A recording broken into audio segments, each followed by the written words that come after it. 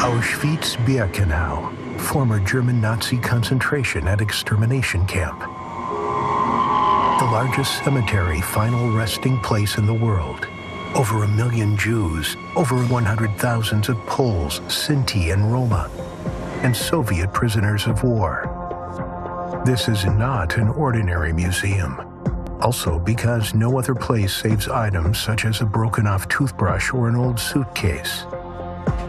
One of the most modern conservation workshops in the world operates in the former outbuildings of the camp. The remains of the death factory. Priceless and cherished evidence of the crime. Often the last sole remain traces of their owners' lives.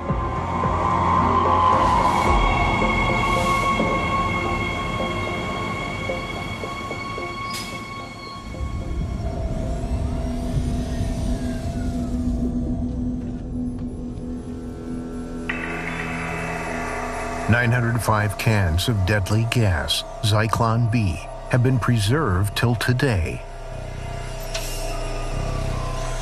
Conservators spent 3 to 7 days on each one, but neither time nor costs mattered, because it is one of the most important pieces of evidence of unimaginable crimes.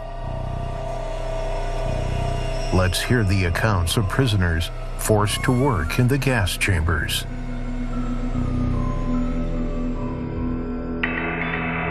We happened to find people whose eyes were popping out because of the last-ditch effort their fighting body was able to make. Others were bleeding from all openings in their bodies. The action of the gas and fear caused their entire intestinal contents to be expelled. Some bodies were red, others very pale. However, all were suffering a lot.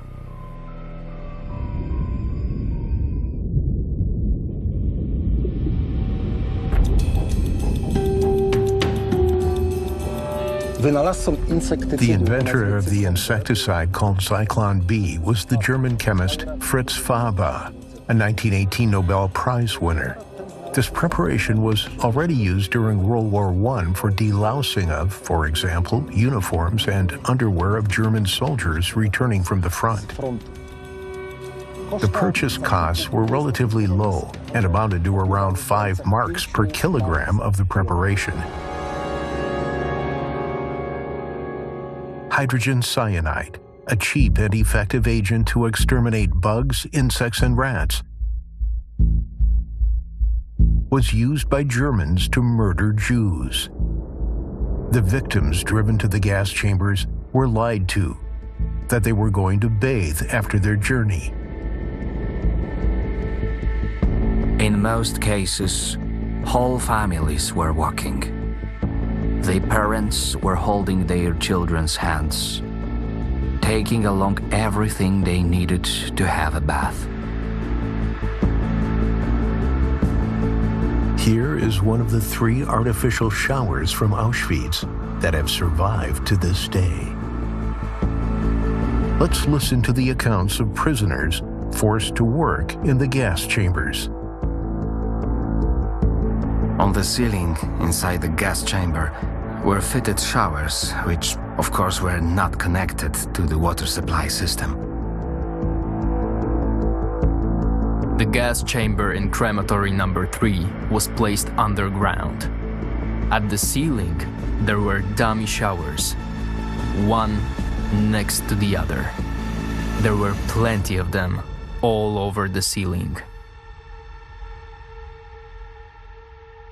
A special knife with a few teeth on the edge was used for opening cans, and this knife was put against the lid, next hit with the hammer to open it. And then the contents of the can were poured into the gas chamber.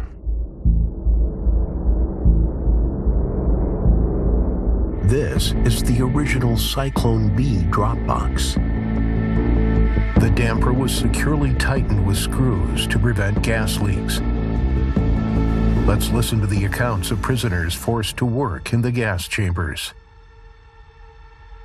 As soon as Cyclone B came into contact with the air, the released gas spread first at floor level, and then rose up to the ceiling.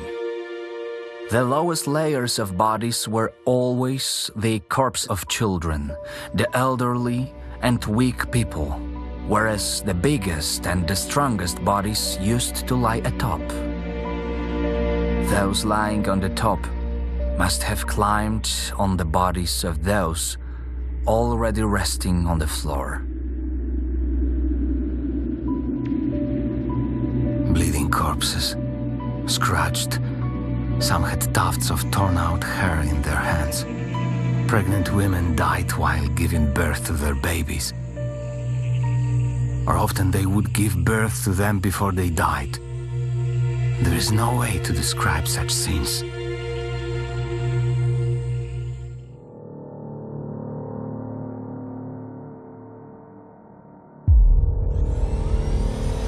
The Germans intended for the extermination to be total. Murdering all of the European Jews was not the only objective. It was also to erase all traces of the victims' lives and deaths.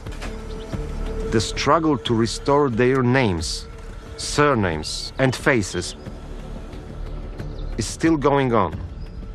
That's why every item that belonged to the victims is treated like a priceless relic. Sometimes even a tiny trace left by the victim after long and extensive research procedures allows to discover the history, as if a murdered child suddenly appeared in front of us and told us its story.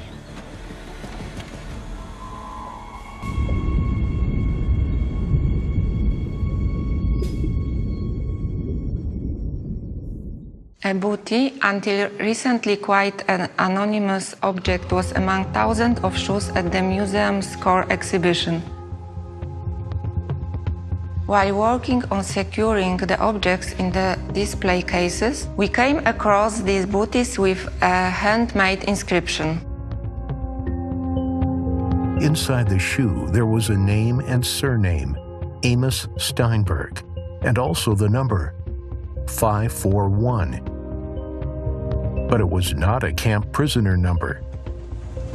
Anyway, it did not lead to Auschwitz, but to a completely different place.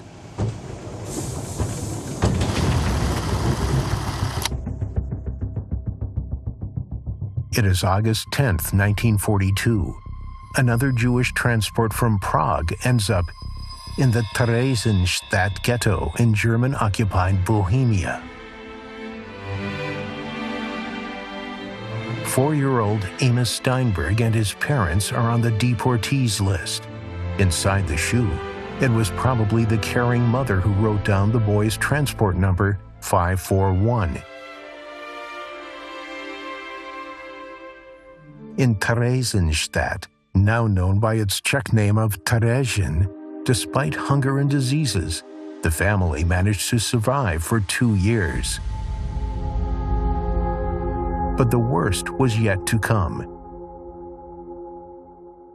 In the autumn of 1944, the boy's father Ludwig was the first to be sent to Auschwitz.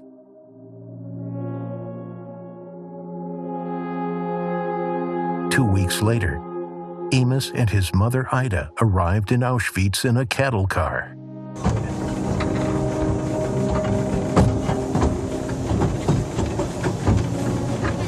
Rampa dla dzieci przybyłych do Auschwitz. For the children who came to Auschwitz, the ramp must have been a terrifying place.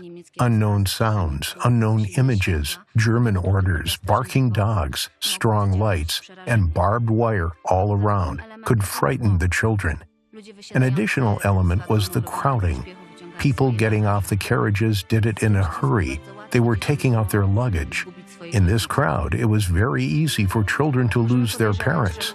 We can suspect that Amos's mother also tried to hold her son close to her when getting off the train, hold him by the hand or in an embrace, so that he would not get lost among the crowd of strangers. He would not disappear from her sight.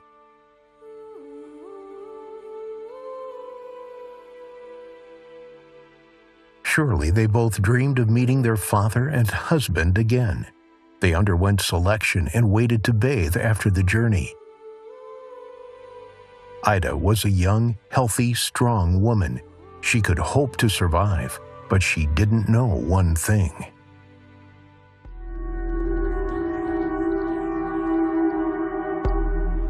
The Germans, at the cost of the efficient course of the mass extermination, decided to send mothers and children to their deaths. Perhaps their experience in the Holocaust process, or perhaps simply the SS men's knowledge, was telling them that mothers should not be separated from their children, that attempts to take the child away could end in protest and strong opposition. Even if the woman seemed strong, capable of hard work, if she had a small child in her arms, she was led with her child to the gas chamber. We don't know what the last moments of Amos and his mother's lives might have been like.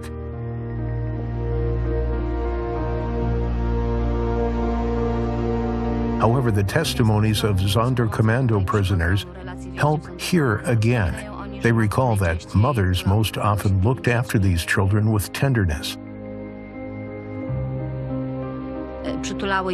They hugged them to calm their anxiety, to somehow make them comfortable.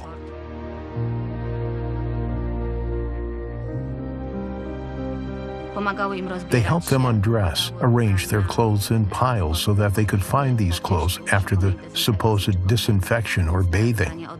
So they did everything that thousands of mothers on Earth do every day. Perhaps Amos's mother folded his clothes into a pile or hung them on a hanger, trying to remember its number. Perhaps she tied the shoes together by their laces so that neither would get lost, and it would be easier to find both of them after disinfection. But this is not the end of the story of the shoe with the number 541. The museum published information about the discovery, and soon we were contacted by the boy's stepsister living in Israel. Thanks to her courtesy, our knowledge about the history of Amos's family was enriched with valuable information, unavailable in any other archives, as well as some photographs of the boy and his parents. It turned out that Ludwig Steinberg was only in Auschwitz-Birkenau for 2 weeks. He was transferred to the Dachau camp, survived the war, remarried, and emigrated to Israel. There, he changed his name to Yehuda Shinen. In 1955, he gave a testimony at the Yad Vashem Institute, certifying Amos and Ida as Holocaust victims. Meanwhile, decades later, the shoe with the number 541 led researchers to another amazing discovery.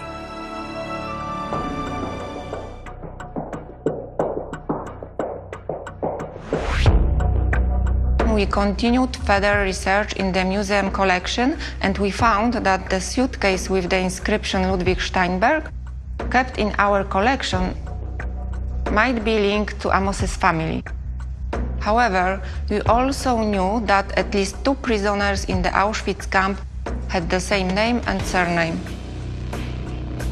Who was the owner of this suitcase? Impossible to establish with the naked eye, when none of the witnesses was alive. Until modern technology stepped in. Professor Tomasz Wojewski, a world-class specialist in the field of multispectral imaging, worked with the Auschwitz-Birkenau Museum. The multispectral setup that I'm using consists of a multispectral camera, which is able to record images from ultraviolet through visible to infrared radiation. And then to the camera, a special optic is attached. And the third component, which is the crucial part of this setup, are multispectral lamps, which are able to project light at different wavelengths. The machine, the technique, allows us to see details which are not accessible to human vision. the eye of the camera analyzed the surface of the suitcase. At first glance, it might seem there is nothing unusual there.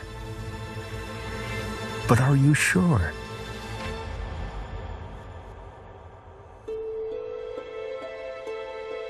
Years later, the efforts paid off. The researchers discovered a secret hidden for nearly 80 years. In this photo, with the naked eye, you can see lines forming the number 5. It was hidden under the paint. This would not be possible without the use of this unique technology. Soon, the entire text was read.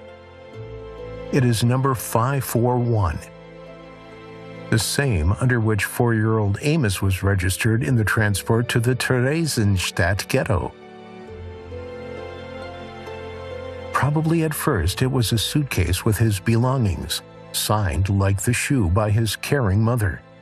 However, after 2 years, when his father left the ghetto in a transport to Auschwitz, he took the suitcase with him. His name, Ludwig Steinberg, was written on the lid, and the number 541 got blurred and disappeared. Until now, to tell the world the Steinberg family story.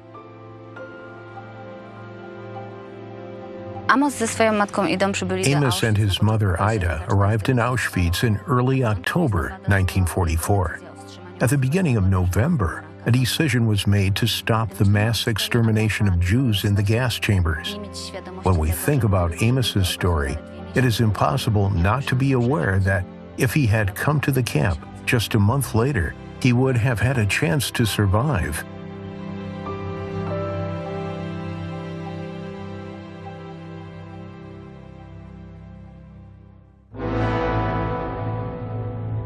"80% of the Jews deported to Auschwitz were immediately murdered in the gas chambers. The rest were driven to a place where it was just real water pouring from the showers. But at the same time, the road through the camp hell was beginning. Let's listen to the memories of the Holocaust survivors.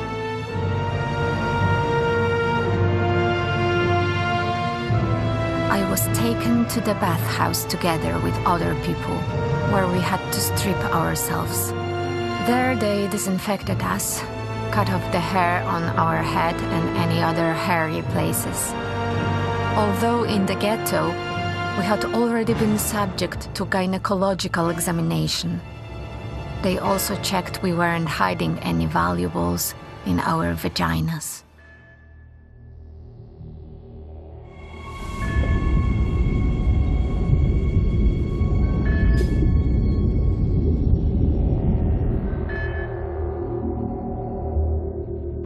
The entire building was a part of, let's say, the industrial complex of Auschwitz. Victims were treated in that place as if they were on a conveyor belt. It was the building where people who had their own identity and their own problems became numbers.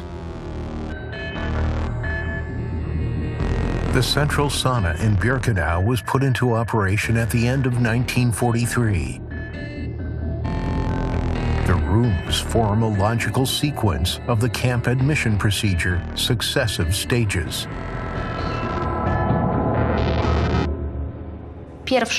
First of all, one of the 2 largest rooms in this building. It is a hall that at the same time was both a waiting and undressing room. Very often, women had to undress in the presence of SS men. That was extremely hard and humiliating for them, and it caused a lot of embarrassment and shame. Especially that, as the female prisoners recall, in such situations, SS men often joked, teased these prisoners, and mocked them. We had to walk past those SS men naked. They were looking at us on the front and back. They paid attention to our legs. As soon as we went inside, they had stripped off. I felt numb again, as if my body didn't belong to me. Only a nightmare, isn't it? It will end when I open my eyes and I'll see my mom hugging me.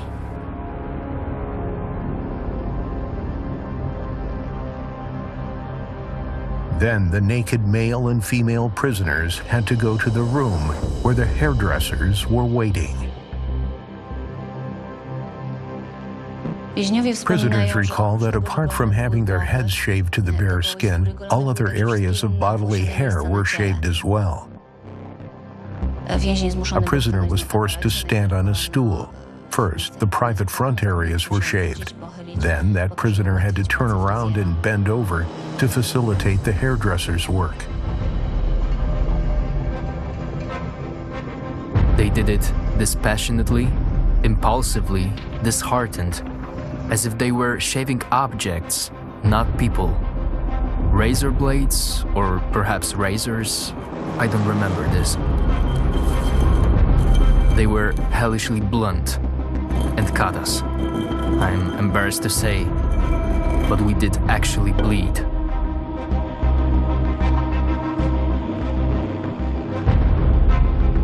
In the next room, a detailed examination was carried out. But by no means was it about caring for the Auschwitz deportees. From the reports of female prisoners, we know that here in the sauna, there were personal inspections, personal searches to check whether the prisoners tried to smuggle in, hide any valuables, jewelry, and any natural body openings. But this brutal and degrading search had another terrifying purpose. In this room, the SS men carried out a kind of reselection. Pregnant women, for example, were often picked out here. Naked prisoners no longer had the opportunity to hide their condition, so such women were immediately directed from here to the gas chambers.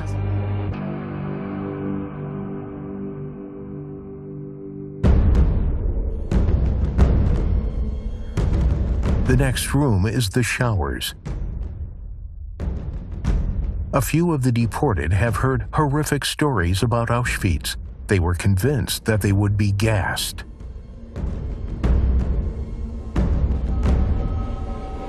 Some women were extremely terrified as they were afraid of the gas.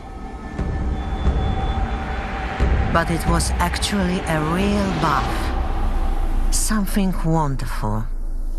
It was a true paradise. Because after so many days of traveling, we were able to take a bath in the end. We started singing and shouting from happiness.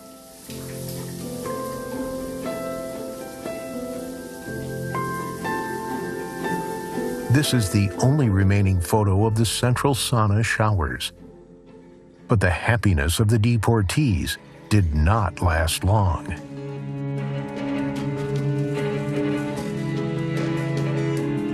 So that the disinfection should be complete, we had to be sprinkled with Lysol, a hellish disinfectant. Lysol applied on a wounded meant hell, pain, sheet all over the body. It's fire, blaze. All people were actually crying, yelling, and howling with pain.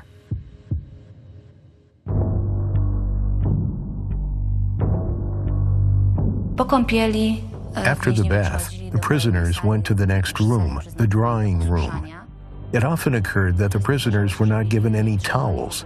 It was not uncommon that the windows in that room were simply open, and the prisoners had to dry themselves somehow, wait until they were dry.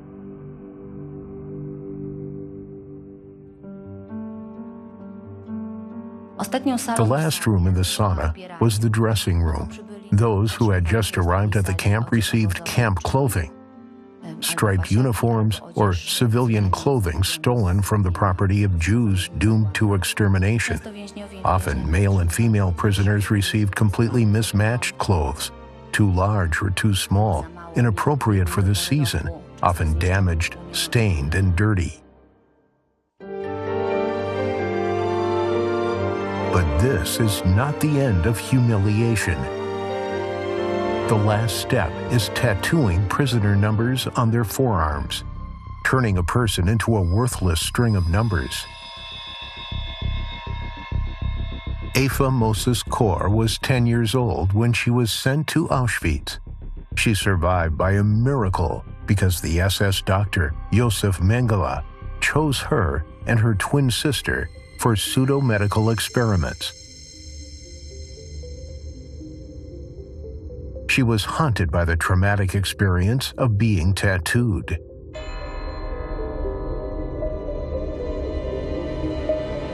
As many as 4 people had to hold me.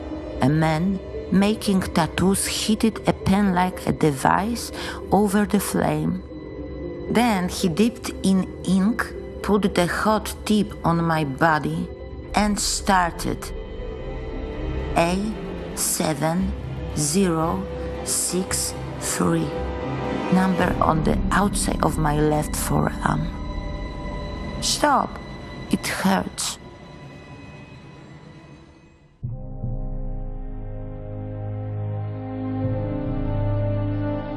They had to give up their pre-camp identity. They had to leave behind everything they knew from before camp life, with the awareness that from now on, you are no longer a human. You are no longer a doctor. You are no longer a sister, a mother. You are no longer a teacher. Now you are first and foremost a concentration camp prisoner, whose main duty is to obey orders and wait slowly for death.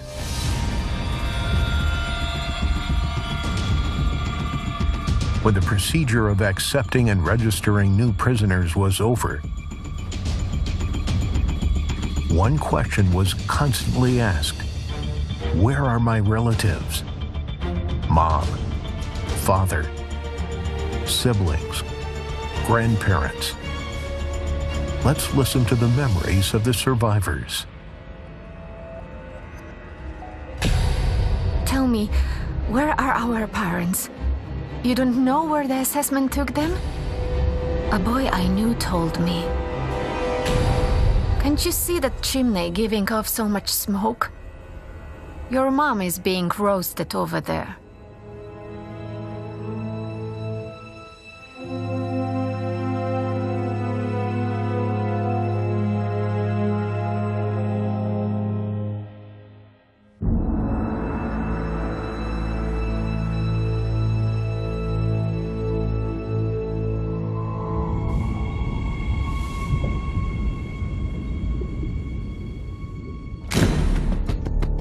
This is one of the telegrams, arrest warrants, sent after prisoners who dared to escape from the camp.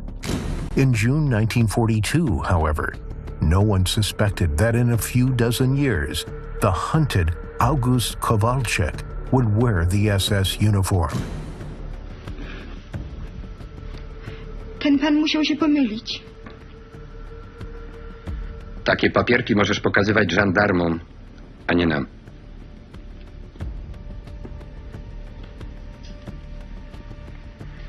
A może nie wiesz, idiotko, że jesteś gestapo?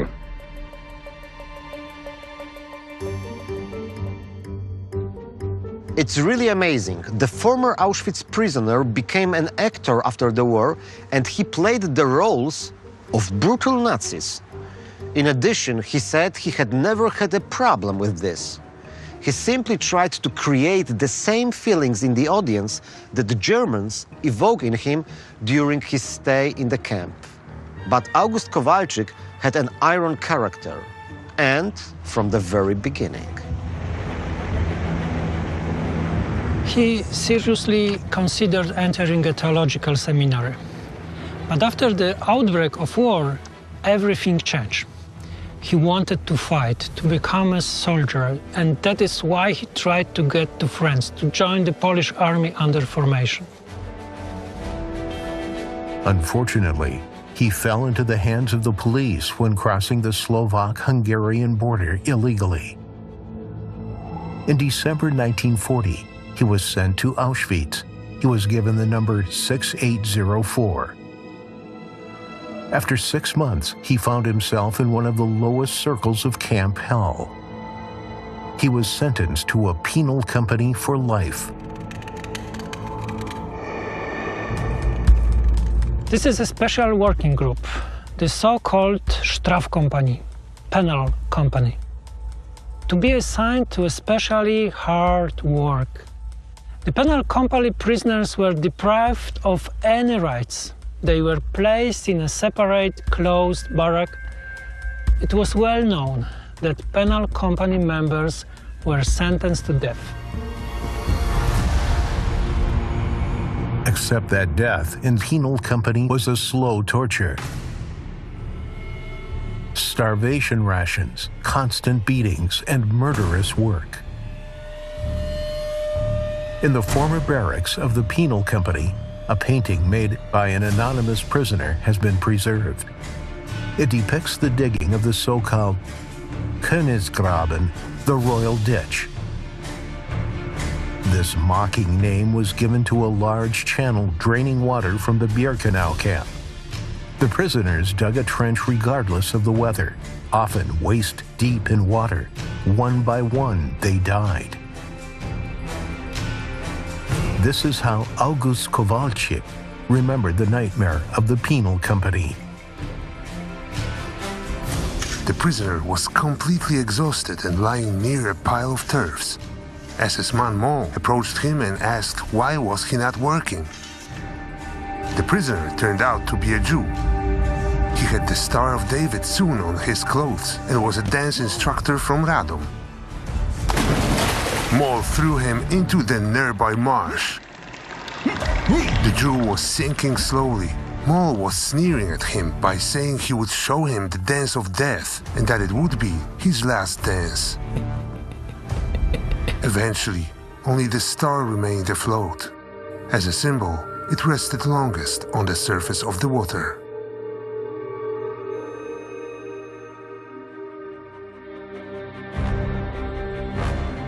The penal company had absolutely nothing to lose, but it had one advantage, one chance of survival. The prisoners often worked outside the camp, so they decided to attack SS-men to escape at a convenient time. It was the greatest group escape in the history of the Auschwitz camp. June 10th, 1942, time 4:30 p.m. Heavy rain. You can hear whistles signifying the end of work. August Kowalczyk bets everything on one card. I was just about to jump unnoticed onto an SS man with a spade in my hand, but he jumped away in a trice as if he were moved by a spring with a gun in his hand. My colleagues who were to attack him on the sides didn't hold on and bolted. The SS man was following them. I got rid of my spade and headed for the thicket on the other side. Another guard opened fire 3 times at short range, but he missed. I jumped on the causeway. When I was jumping into the thicket, an SS man standing on the causeway fired short bursts from a machine gun. Fortunately, the bullets were dispersed on the leaves.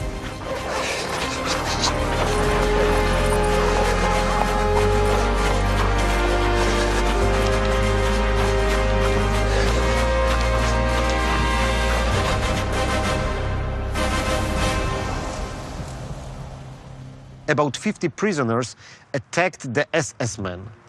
Only 9 managed to escape. But the rebellion of the penal company had a terrible cost. In retaliation, the Germans murdered over 350 prisoners. Those few who managed to escape survived only because the local people helped them. People helped even though they knew that they would face terrible punishment, being sent to a camp. After the war, he became a famous actor and director, but he never forgot Auschwitz and the heroic rebellion of the penal company. Zwołanie sądu i wykonanie wyroku nie powinno zająć zbyt wiele czasu. Tak jest. Dziękuję. Jest pan wolny. After having retired, he had his own mission. The mission was to speak about Auschwitz as many times as indicated by his number, with which he was registered, which is 6,804. He visited schools in Poland, Europe and Japan, so he arrived in various continents, and his mission was completed exactly 70 years after his escape.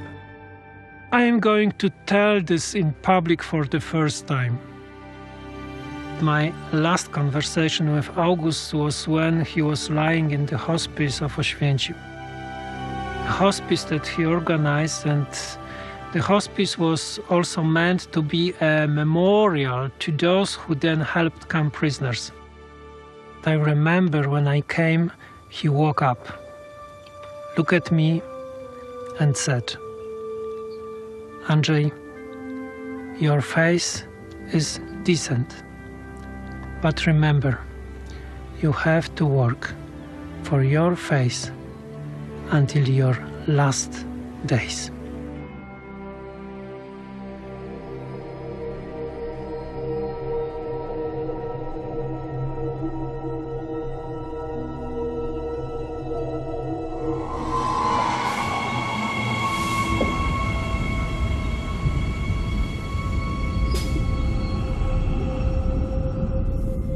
Falsch.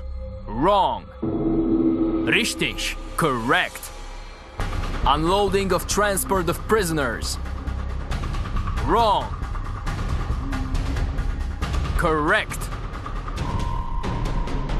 Escorting a small prisoner squad. Wrong. Correct. Guarding prisoners in the open space. Wrong. Correct. Bilderbuch, a pictorial guide for SS men on duty in concentration camps. A simple SS guard would not understand the complicated instructions. Hence the idea for the pictures. Most SS garrison members were young people without secondary school nor university degrees. It is estimated that approximately 70% of those SS men had completed some grades of elementary school or primary school. The drawings were made by the German prisoner Otto, who was reportedly convicted of money forgery. Another prisoner of French origin, Marcel, transferred these drawings to stone.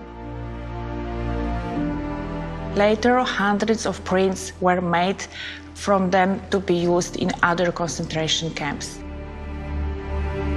The SS man had to understand one thing above all. The prisoner is not a human. He is a worm. His death is of no importance. In one of the drawings, we see the moment when the SS man shoots one of the prisoners and the other is lying on the ground already dead. And underneath we can read the word richtig, which means right. For shooting a prisoner during an escape attempt, the SS man received a prize: 3 days off or an extra bottle of vodka.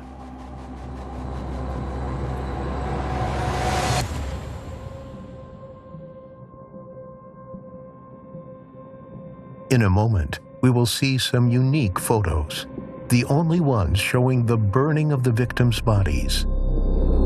This macabre work is performed by the Sonderkommando, a special work unit, mostly made up of young Jewish prisoners. Opposition is immediate death. Heinrich Mandelbaum was one of them. He was 22 years old. When I saw 16-year-old girls as beautiful as Venus and men like Apollo, my heart used to beat like the Sigismundus bell. We put them apart under trees so that they should lie longer, and we dragged others to burn them in the pits nearby crematory number 5.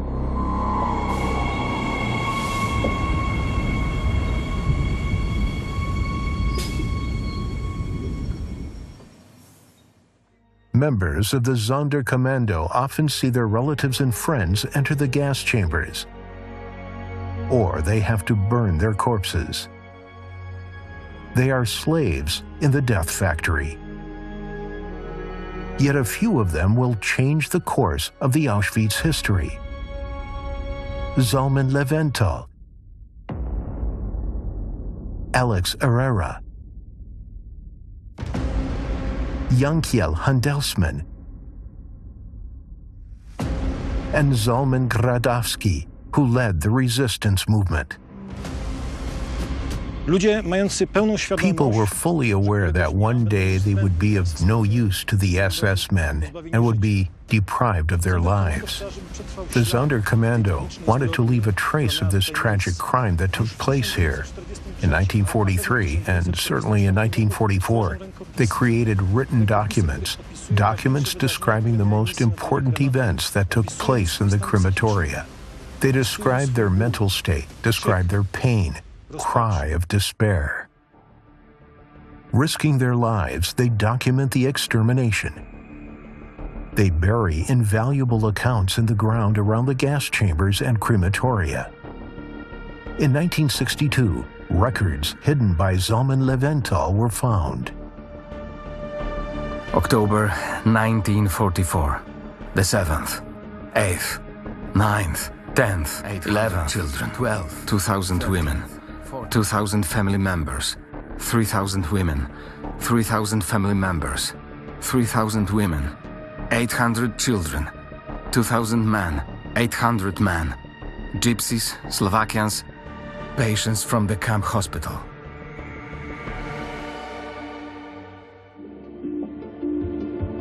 In 1944, in just a dozen or so weeks, the Germans deport 430,000 Jews from Hungary.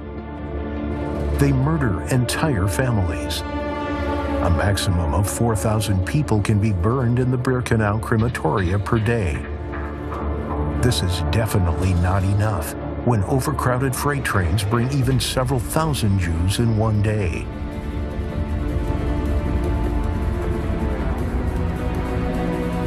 Therefore, the corpses have to be burned in open-air pits. The Sonderkommando prisoners want to show it to the world. They decide to take an extremely risky action. The idea is to record the Holocaust on photographic film. The naked women were captured in this square in front of Crematorium 5, where they were undressing in the open air, because in the undressing room it was not possible to accommodate the whole large transport. After taking off their clothes, the women go inside the gas chamber. In Birkenau, there are 4 gas chambers and crematoria numbered 2 to 5. Number 5 consisted of a room with furnaces, an undressing room, and rooms for murdering people. This photo was probably taken from the corner of this building behind the fence, possibly from inside one of the gas chambers. Unfortunately, here, opinions differ. We only know what you see in the photo, the square on my left side, the naked woman walking towards the gas chamber entrance. The tortuous death lasted up to 20 minutes. Then the bodies had to be burned. This sight would not leave Heinrich Mandelbaum for the rest of his life. Hands, legs, and heads were the quickest to burn. We dragged the corpses into pits. Each of them had 80-centimeter chutes provided on both sides, where the human fat was accumulated. When the pit was filled in 3/4, we used pots and bowls to take it out and poured it on the corpses to accelerate their burning. The next photo showed the burning of the corpses. The covert photo was taken by a Greek Jew, Alex Herrera. As a man from the upper class of Greek society, he knew how to use a camera, and undoubtedly taking such photos, apart from the fact that it was very dangerous, also had technical limitations because the photos were taken from the dark interior of the gas chambers and the area that was being photographed was very bright. Alex Herrera hid behind the ajar chamber door. He was looking directly at the burning pits. Thanks to members of the Polish resistance movement, photographic films were smuggled from behind the wires. They were sent to Krakow. There, they were developed and framed to make them more readable. But at the same time, the horror of the moment at which they were performed has disappeared. Only in the original frames, we can see that Alex was taking photos in a hurry, from hiding. We feel his fear, and at the same time, his determination and courage. In the autumn of 1944, it becomes clear that the war will soon be over. Members of the Sonderkommando know that their fate is sealed, that the Germans will murder them as they are direct witnesses of the extermination.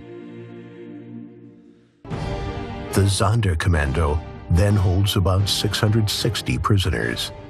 The camp is partially liquidated. More and more transports to camps in the interior of the Reich are leaving. The Holocaust is also slowly coming to an end. Prisoners from the Sonderkommando feel that this is the moment when the SS men will have to be finally resisted with armed resistance. The conspirators from the Sonderkommando establish contact with female prisoners working in the ammunition factory. They get gunpowder. They want to blow up the cremation furnaces and cause a rebellion throughout the camp. It is October 7th, 1944. The Sonderkommando rebellion breaks out. Desperate prisoners throw themselves at the SS men. A regular battle begins in the courtyard of Crematorium 4. In addition, 3 daredevils decide to risk their lives and blow up the doomsday device, 5 modern crematorium ovens in Crematorium 2. Meanwhile, about 80 prisoners rush to flee. They cut the barbed wire. 80 Sonderkommando prisoners headed south, probably because it is from here that, in good weather, Beskid Mountains are visible. The prisoners believe they will join the partisans in the mountains, that freedom is at hand. On the way, they kill 3 SS men. But more than a kilometer from the camp, they encounter an unexpected obstacle: fish ponds. Moreover, the escaping prisoners are cut off by the SS emergency company. The Germans open fire on the fugitives, and almost all of them die.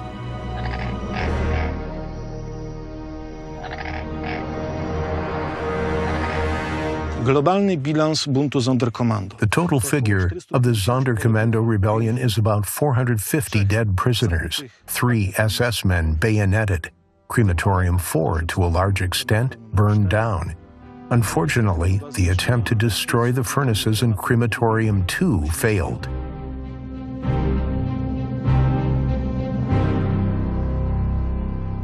Kiedy Państwo patrzycie na zdjęcia wykonane przez Sonderkommando, when you look at the photos taken by the Sonderkommando, you can see a moment when one of the Sonderkommando prisoners walks between the dead bodies. Zwróćcie Państwo uwagę na tego człowieka. Look at this man. He is treading carefully. It is clearly visible that he does not want to step on the murdered people. Ja na tym zdjęciu widzę I can see the great respect of the members of the Sonderkommando for the people whose lives were brutally taken from them. Właśnie ten niepozorny gest. This inconspicuous gesture says so much.